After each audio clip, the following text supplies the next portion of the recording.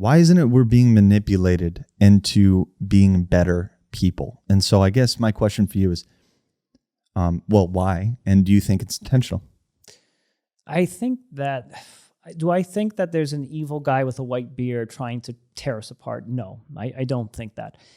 I do think that we don't really value what we've lost. And I think that we have lost, like, what do we value? We value being with people. Mm-hmm. We value meaningful exchanges with human beings like we're having right now. We miss doing things for the sake of doing them. Like, mm-hmm. a lot of people do things like have conversations, but they want some kind of monetary return or some kind of viewership return or something, right. Some kind of payoff on it, right? So I think that we need to kind of feel good about ourselves. We need to ask ourselves what makes us feel good. And we need to kind of train our minds into realizing, hey, just being with my friends and cracking jokes all day, that's a lot of fun. Right. So I think that the way we break this code is by start doing the things that we used to enjoy, and we kind of find a way to start doing them again. And the exact pathway and the exact details of how we break the algorithm code, we can have many different ways or different opinions on how to do that. I think it just starts by sitting down with people and everyone just putting their phone away. I think something as tiny as that can actually kind of recreate some of that. That's never going to happen. Like, that putting down the phone, that can't exist. Like, we're in a freight train and it's taken us 1,000 years to get this fucker rolling. Remember I said something about most people are polite. Mm-hmm. So if you went over to someone's house and they said, right. Hey, could we all just put our phones away for a moment? It may not be the most polite thing to say that, right? It's not that polite. Come on, dude, it's a party. I don't want to put my phone away. Yeah. But the host of that party who says, hey guys, can we all just put our phones away?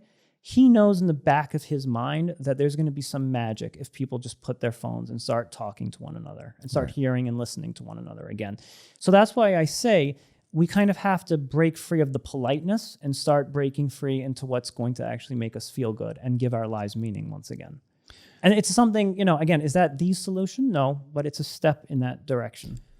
I agree with cell phones being a detriment to the things that we care about the most. But when we think about making a decision today in 2022, some sort of leadership decision, some sort of philosophical conduct that we can instill in the minds of Americans or abroad. Yeah. Putting down your cell phone isn't going to do it, though. But it's a start. You see, I think that we get bogged down with the larger details and we ignore the smaller steps. It's, you've been to the gym, I've been to the gym, we know what it's like. And I know that the people who go to the gym and say to themselves, I'll never have a six-pack, I'll never be buff, I'll never be Arnold Schwarzenegger, they get nowhere. But that guy who's like, I'm going to do 10 minutes on the treadmill, he's the guy that I have faith in. He's the guy that I know is going somewhere.